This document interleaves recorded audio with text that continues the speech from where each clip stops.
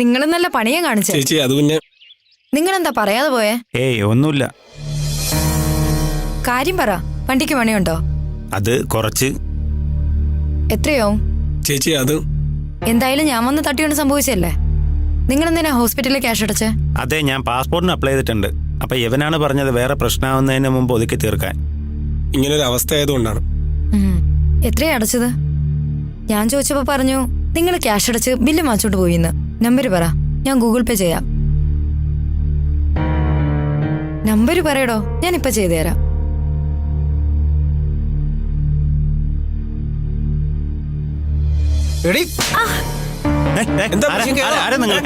Sorry, ഇതെന്റെ ഹസ്ബൻഡാ.